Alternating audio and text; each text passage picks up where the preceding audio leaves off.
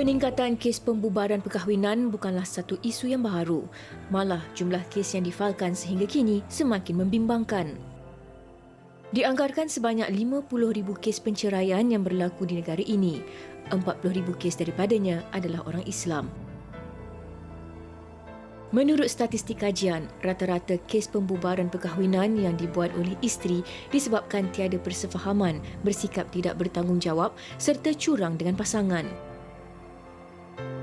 Selain itu, masalah remeh juga menjadi punca utama penceraian. Dalam satu kes tular dahulu, ada pasangan bercerai hanya kerana isterinya suka makan kerepek di dalam kereta. Alasan pelik, namun itulah antara punca pembubaran perkahwinan. Persoalannya, sejauh manakah pemahaman seorang isteri menuntut hak berkaitan pembubaran perkahwinan yang betul? Bagaimana pula keadaan emosi dan persediaan mental bagi mereka yang berdepan proses ini?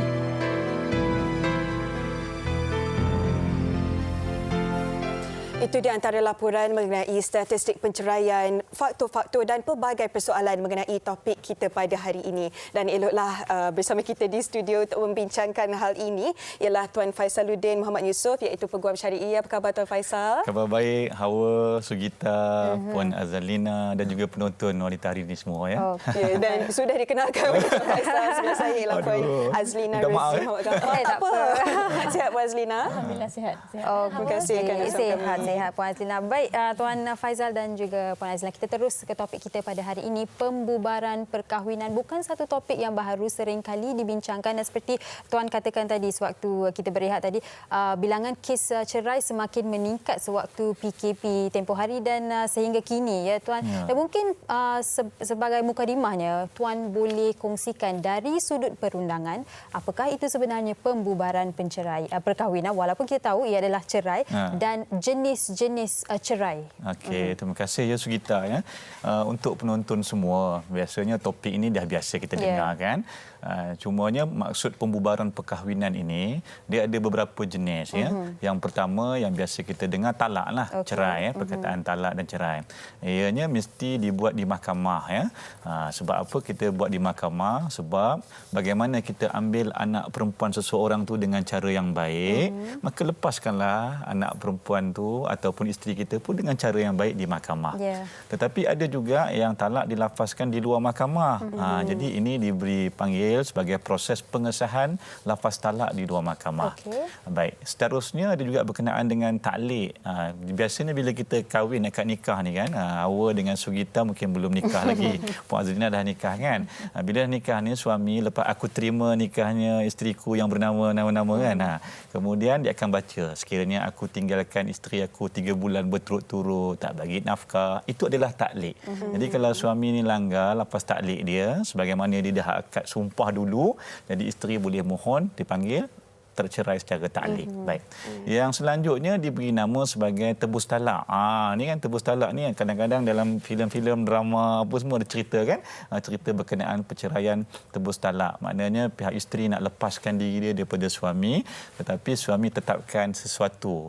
Mungkin bayaran sejumlah, ada yang sampai maksimum berpuluh ribu, ada juga yang RM1 pun ada ya. Seterusnya berkenaan dengan fasah. Fasah ni dalam keadaan di mana ada keadaan-keadaan tertentu ya. Contohnya suaminya tak dapat dikesan di mana, ataupun suaminya berada di penjara untuk tempoh tertentu, ataupun suaminya ada ramai isteri tapi tak berlaku adil Sugita. Jadi bila dalam keadaan begitu, mana-mana isteri yang seterniaya jadi mangsa keadaan, dia boleh memohon fasah. Dan dalam setengah negeri, macam contoh di wilayah Persatuan, fasah ni bukan saja untuk suami, untuk isteri, suami pun boleh mohon untuk fasah ya, dalam keadaan-keadaan begitu. Jadi apatah lagi dalam waktu PKP ataupun PKPB ni, dalam keadaan kita diuji dengan wabak pandemik COVID-19 ni kan, rupa-rupanya ingatkan duduk di dalam rumah tu boleh membahagiakan lagi keadaan ni. Rupa-rupanya ada juga yang mungkin kerana mungkinlah kita tak tahu, nanti mungkin Puan Azalina akan terangkan, banyak juga berlaku perceraian rumah tangga. Sedih ya kita mendengarkan perkara begini ya. Saya harap penonton-penonton kalau ada masalah ni tanyalah Nilainya. Itu dia sedikit sebanyak mengenai jenis-jenis perceraian Tuan Faisal. Ya. Baik Puan, tadi Tuan Faisal ada sebutkan tadi apabila wanita tak kuat untuk melepaskan diri daripada perkahwinan yang tidak bahagia. Bagaimana ini boleh memberi kesan kepada wanita tersebut, Puan? Okey. Terima kasih Hawa dan Sanggita. Dia macam inilah hubungan kita sesama manusia ni, dia ada tahap kesihatan dia juga. Macam badan kita lah. Kita kadang-kadang demam, kadang-kadang sesama, kadang-kadang batuk, kadang-kadang tak ada apa-apa pun sihat boleh pergi kerja. Jadi hubungan kita antara sesama manusia, especially dalam hal ni kita bincang hubungan suami isteri. Ya, hubungan perkahwinan kita antara dua jantina yang berbeza. Pun kadang-kadang mengalami sakit juga. Sebab emosi kita boleh sakit sebagaimana fizikal kita boleh sakit. Ya, kalau fizikal kita demam, batuk sesama, emosi kita pun kadang-kadang demam batuk sesama juga. Jadi kalau ada demam yang sikit-sikit ni, kena makan ubat. Kena tahu, kena ambil langkah-langkah tertentu untuk selesaikan dengan baik. Berbincang. Ya, ini perkara pertama yang kita kena buat dalam perkahwinan. Apabila seorang lelaki dan wanita bersetuju untuk berumah tangga, ya, dia kena bina keserasian ni. Ya, melalui komunikasi. Memang kena bersimbang, kena bercakap, ya, kena tanya betul-betul apa yang awak maksudkan ni, saya tak faham kan. Rather than kita menuduh. Bila kita dah jadi satu hubungan yang rapat, kita bukan macam kawan-kawan lagi dah. Kan kita duduk satu rumah, satu katil, satu bilik semua kan. Tiap-tiap hari tengok muka dia kan. Jadi kita kena belajar untuk membina keserasian ni. Dan belajar untuk membina trust, kepercayaan dan sebagainya. Jadi apabila dah sakit ni, yang sampai nak bercerai ni, sebab trust tu dah broken, dah rosak dah. Ya, komunikasi itu pun dah tidak berfungsi dengan baik. Sebab itulah hati tu dah retaklah kata orang. Kan menunggu belah aja. Kan bila nak terbelah. Jadi biasanya saya tengok bila dah sampai ke tahap ni, kadang-kadang baru nak jumpa dengan pakar ke misalnya, atau nak jumpa dengan kaunselor, ataupun kebanyakan kes lah sebenarnya kat Malaysia ni saya rasa dia terus jumpa dengan lawyer. Kan? Tak jumpa pun dengan kaunselor, dengan terapis perkahwinan ke marital therapist dan sebagainya kan. Saya cadangkan jumpa dengan pakar dulu. Dan sepanjang perkahwinan pun, walaupun kita rasa memula tu okey, masih lagi di lambung cinta dan sebagainya, tapi belajar juga teknik-teknik komunikasi yang baik. Bagaimana berkomunikasi dengan betul supaya kita boleh settlekan banyak isu lah. Setuju sangat dengan penting. Tapi tak boleh dilakukan oleh sebelah pihak saja. Betul. Betul. Okey, pembukaan yang cukup baik. Saya kira ramai di luar sana pasti mempunyai banyak soalan yang akan kita tanyakan kepada anda berdua sekejap lagi. Dan ada kaitannya, kami ada satu VT pengakuan yang ada kaitannya dengan apa Puan Azlina kongsikan, di mana apabila trust, kepercayaan itu sudah meretakkan hati kita, susah sangat. Dan itu yang sempat dikongsikan oleh seorang mangsa keadaan di mana suaminya curang pada dirinya. Dan apakah antara langkah yang diambilnya? Jom kita saksikan VT pengakuan ini. Isu pembubaran perkahwinan sering berkait rapat dengan masalah yang diwujudkan oleh pasangan itu sendiri. Jika tiada angin, masakan pokok bergoyang. Seperti yang dilalui Nur Farah, 30 tahun, dia tidak pernah menyangka perkahwinan yang pada mulanya indah hancur begitu sahaja hanya kerana kehadiran orang ketiga. Peristiwa hitam itu telah memberi kesan mendalam buat dirinya yang sudah pun 3 tahun melayari bahtera perkahwinan bersama bekas suaminya itu. Kini, dia terpaksa menjalani kehidupan sebagai seorang ibu tunggal. Saya kenal ex-husband saya ni dari zaman universiti. Kita orang kenal dalam lebih kurang 5 tahun. Lepas tu kita orang start kahwin lah masa tu. Kita orang dah kahwin 3 tahun.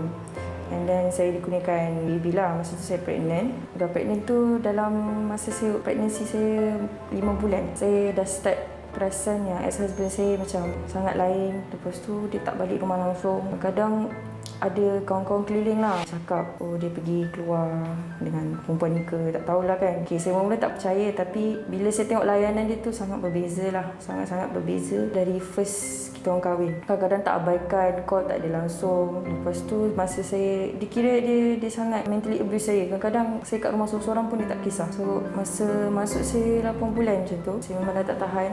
Mental saya pun tak kuat time tu, saya tengah pregnant pula. So saya decide untuk filekan cerai. Lepas tu kita orang pergilah mahkamah. Okay, benda ni berlaku for 2 years lah, untuk 2 tahun. So saya minta cerai tapi dia tak nak ceraikan saya. Dia kata dia tak boleh lepaskan saya lah, kira macam tu. Sebenarnya saya tahu yang dia sebenarnya cuba nak siksa saya dengan anak saya. So dia minta kerugian yang sangat banyak, iaitu 12,000.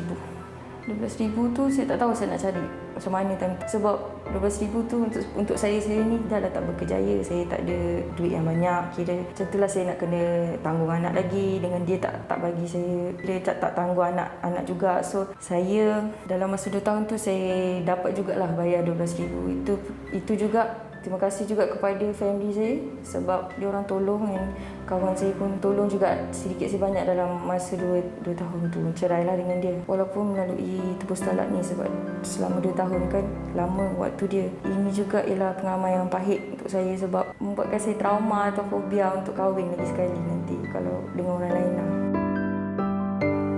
Kita doakan yang baik-baik dan semoga semua urusan beliau dipermudahkan insya-Allah. Baik Tuan Faizal, bila sebut tentang cerai ini, biasanya secara amnya, secara general, ramai yang fikir haknya mudah lelaki sahaja. Tetapi wanita pun sepatutnya tahu mereka ada hak-hak mereka secara mudah. Boleh Tuan Faizal jelaskan tentang hak-hak wanita dalam hal ini? Okey, saya kaitkan dengan apa yang berlaku kepada terkesian tadi 2 tahun dia menunggu ya. Apabila dalam keadaan begini, antara hak sebelum kita teruskan dengan perceraian, hak seorang isteri itu bila dia dalam keadaan dia sangat depres, dia rasa telah cintanya telah dikhianati. Apabila seorang suami tahu dalam keadaan begini, dia sepatutnya ada pilihan bukan dengan memilih jalan iaitu orang kata gantung tak bertali dengan niat nak menganiaya isteri itu ya. Pilihan yang paling baik adalah dia berubah dan mujuk semula isteri itu. Mungkin abang telah melakukan kesilapan, ampunkanlah abang. Kalau kerana kecurangan ini menyebabkan gini, maka abang dah berubah. Pilihan yang kedua, kalau itu usaha kita mungkin tak nak buat ataupun tak nak pilih, adalah dengan melepaskan isteri kita dengan cara yang baik. Ini selaras dengan firman Allah Subhanahu Wa Taala, at-talaqu marratan fa imsakum bima'ruf aw tasrihum biihsan. Peganglah isteri kamu dengan cara yang baik, kalau nak lepas pun dengan cara yang baik. Itu sebelum berlakunya perceraian.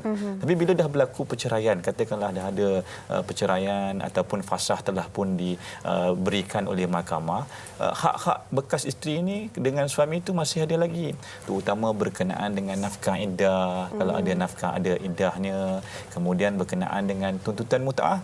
Jangan lupa isteri-isteri yang diceraikan oleh suami, walaupun dalam keadaan yang penting saya nak lepas saja daripada suami, saya tak kira dah yang lain. Biasanya itu di waktu awal, tapi bila dah lama-lama baru seorang janda ataupun ibu tunggal tu terasa bahawa beratnya menjaga anak sendirian, berapa sukarnya berstatuskan janda setengah-setengah lah. Jadi dalam keadaan begini, kadang-kadang mereka di dalam waktu perceraian itu lupa nak menuntut ataupun sengaja hanya kerana sebab nak lepas daripada suami yang mungkin memudaratkan, sikapnya yang nakal, jahat dan sebagainya. Sampai dia terlupa nak jaga hak dia ya. Macam mana Hawa tanya tadi, nafkah iddahnya, mutaahnya, mungkin juga ada berkenaan dengan harta sepencariannya. Kalau minta dengan cara elok, saya rasa sukar nak dapat. Maka kena juga ke mahkamah. Kena dapatkan perintah daripada mahkamah. Bila dia dapat perintah mahkamah ni, biasanya barulah bekas-bekas suami ataupun ayah-ayah ni, dia akan rasa bertanggungjawab. Kalau dia tak rasa bertanggungjawab, kita dapatkan perintah di mahkamah untuk dapatkan potongan gaji daripada majikan. Barulah kita terbela dan anak-anak yang kita jaga ni sebagai ibu tunggal ni tidak teraniaya. Okey, baik. Dan berbalik kepada apa yang Tuan Faizaluddin berkata tadi, menuntut hak sebagai seorang wanita, Puan Azina.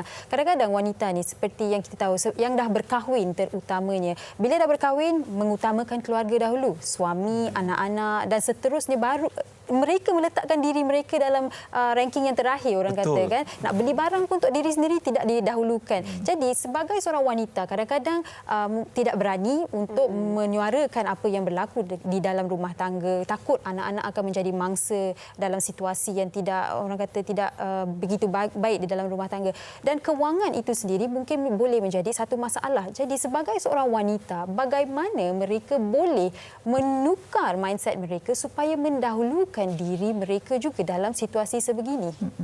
Okey, macam ni wanita kalau dia nak buat kerja dia kena sihat. Kalau dia tak sihat, macam mana dia nak buat kerja, dia nak tolong orang lain kan. Jadi dia memang kena tengok juga diri dia lah, maknanya keperluan-keperluan dia. Okey, dalam hal ni memanglah kalau bila dah maknanya wanita tersebut telah mengambil keputusan untuk memfailkan perceraian, menuntut fasah dan sebagainya daripada suami di atas masalah-masalah rumah tangga yang dah tak boleh diselesaikan, dia kena fikir daripada sudut benda ni, dia kena bina stamina. Benda ni akan ambil masa lama. Ya, dan memang sangat orang kata tu very emotionally drained. Memang sangat orang kata mengganggulah kita punya emosi, ya. Memang boleh sakit dan sebagainya. Bina kekuatan dan juga bina support, ya. Bagi tahu dengan orang lain juga. Jangan simpan seorang-seorang je. Ramai wanita kadang-kadang segan nak bagi tahu dengan kawan-kawan, ya. Dia macam ni lah, macam kita sakit juga. Kalau kita sakit, bagi tahu orang kat mana kita nak dapatkan bantuan. Kan tanya, carilah hospital yang terbaik ke dan sebagainya. Siapakah pihak yang boleh membantu saya? Jadi dia kena bina dia punya support system. Ya, siapa kawan yang dia percaya yang boleh dia bercerita masalah dia, kan? Adakah boleh cerita dengan mak bapak, kan? Saya rasa keluarga pun perlu dimaklumkan dan dapatkan sokongan, dan bantuan daripada keluarga. Dan dalam keadaan hari ini, di mana keluarga kita semua jauh-jauh lah. Kan? Kita bukan zaman 40-50 tahun dulu. Kan kita semua duduk satu kampung, satu bandar. Hari ini kita semua jauh-jauh. Jadi memang sokongan sosial tu sangat rendah. Kan? Kadang-kadang kita dengan jiran pun tak kenal sangat, sebab tu susah nak cerita dengan jiran, kan? Dan jiran pun tak tahu, walaupun kadang-kadang dengar bunyi macam kena dera ke, macam kena pukul dan sebagainya, tapi lepas tu senyap je, kan? Jadi jiran pun kena ambil tahu dan tanya, ya. Jadi bina sokongan sekeliling kita, kawan-kawan yang boleh membantu, dapatkan maklumat di mana jabatan yang terdekat, jabatan agama. Buat appointment, telefon. Memang sebenarnya kajian menunjukkan wanita ambil masa 7 tahun nak buat aduan. Oh, wow. Kadang-kadang mungkin kalau boleh saya tambah, mungkin kadang-kadang mereka fikirkan apa orang lain, orang di sekeliling mereka akan fikirkan. Itu stigma. Itu stigma. Betul. Dalam masyarakat kita, mana-mana masyarakat di seluruh dunia pun memang stigma tu ada. Tapi zaman sekarang ni, daripada kita luahkan di media sosial dan ramai orang like, tapi masalah tetap tak selesai, lebih baik pergi. Orang kata take the bull by its horn. Baik-baik pergi. Dapatkan pihak yang betul untuk kita lakukan tindakan yang seterusnya. Dapatkan nasihat yang betul. Pastikan diri sendiri kuat dan mendapat sistem sokongan yang kuat. Tetapi bila sebut tentang perceraian ni, tak seharusnya kita pandang dari sudut negatif sahaja. Pastinya selepas perceraian ada apa orang kata kesan-kesan positif terhadap mereka yang menghadapinya. Boleh Puan kongsikan juga? Memang ada perkahwinan yang tidak dapat diselamatkan. Jadi jangan kita terus menuduh sama ada suami ataupun isteri itu tidak pandai menjadi suami yang baik, tak dapat pandai jadi isteri yang baik, ataupun memang diorang ni ada orang ketiga ke, ataupun tak pandai jaga suami isteri dan sebagainya. Sebab masing-masing ada masalah yang unik. Bagi saya pun yang dah banyak kendalikan kes-kes, memang setiap kes tak sama dan sangat unik kadang-kadang, kan? Sebab kita semua interrelated. Kita hidup dalam masyarakat yang pelbagai dan kita ada latar belakang yang sangat diverse. Jadi faktor-faktor yang mendorong pada perceraian itu pun sangat kompleks sebenarnya. Sangat dia bukan setakat personality isteri saja, tapi juga bagaimana latar belakang family, latar belakang keluarga juga, dan cara dia dibesarkan, dan juga satu lagi secondary trauma. Ini saya nak cerita sikit. Secondary trauma ni maknanya kalau isteri ataupun suami itu datang daripada keluarga yang berantakan, mak bapak dia sendiri pun bercerai, ataupun keluarga yang tidak stabil lah. Mak dah meninggal daripada kecil, tak ada kasih sayang yang cukup. Dia pun tak pergi sekolah, tak makan dan sebagainya. Jadi hidup dia masa kecil pun banyak trauma. Jadi bila dia masuk dalam perkahwinan dengan kurang kasih sayang, kurang kemahiran sosial yang lain, dan dapat pasangan pula yang tak empati. Faktor-faktor yang latar belakang sejak dari kecil nampaknya kita pun dah amat kesuntukkan masa. Tapi sebelum kita berakhir, mungkin Tuan Faizaluddin, sedikit daripada Tuan Faizaluddin untuk memberi keberanian lah kepada wanita-wanita di luar sana yang mungkin menghadapi situasi yang sebegini, tetapi takut mungkin masalah kewangan dan juga tiada support system seperti yang Puan Azlina katakan, dan takut proses penceraian ni lama sangat sehingga mereka tiada kekuatan mental itu. Betul, ya. Sebenarnya itu adalah halangan ataupun ujian kepada kebanyakan isteri-isteri yang ada masalah dengan suami atau masalah rumah tangga, ya.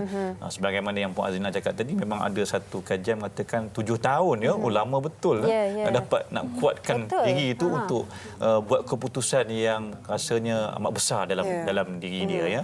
Satu, dia perlu tempuh rasa malu. Satu lagi faktor kewangan, keletihan, emosi. Kemudian kadang-kadang apabila ditakdirkan dapat suami yang tak bertanggungjawab ni, anak-anak punya masalah lagi, anak-anak sekolah, anak macam-macam. Jadi dia macam seorang ketua dalam keluarga yang kena diuruskan segala-galanya.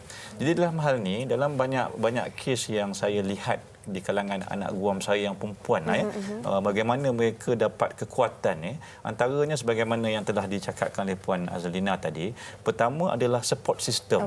Maknanya dia bertindak itu bukan silo, bukan dia seorang. Maknanya dia akan dapat sokongan daripada keluarga, mak ayah, mungkin daripada adik-beradik, kawan. Itu nombor satu. Yang keduanya, dia kena tahu juga berkenaan dengan ilmu apa yang dia nak buat itu. Banyak kes di mana pihak-pihak yang hadir ke mahkamah ni dia salah buat permohonan. Ada dokumen tak cukup, sepatutnya dia buat permohonan begini tetapi dia buat permohonan yang lain. Jadi itu antara faktor menyumbang kenapa jadi masa terbuang dan sebagainya. Dan yang paling penting dan terakhir ingin saya kongsikan, kekuatan ini juga boleh kita perolehi apabila kita dapatkan nasihat daripada pakar. Sama ada kaunselor, sama ada daripada pihak Jabatan Agama, ada dia punya pegawai kaunselingnya ataupun peguam sendiri ataupun sesiapa sahaja, barulah kita ada kekuatan perempuan buat tindakan itu sebab akhirnya kita bukannya nak melanggar agama atau perintah Allah SWT tapi kata Allah SWT abghadul halal indallah at-talaq. Perkara yang aku benci kata Allah tapi ianya dibenarkan adalah talak. Sebab itu gunakan bukan senjata tetapi sebagai pelindung diri kita untuk mengelakkan diri kita ni daripada dimudaratkan lagi kita ni makin tua bukan makin muda. Kita nak carikan kebahagiaan. Baik, terima kasih banyak kepada Tuan Faisal dan juga Puan Nazlina dan harapnya segalanya dapat memberi iktibar buat kita yang mungkin berada dalam situasi seperti ini. Terima kasih banyak-banyak atas perkongsian. Sama.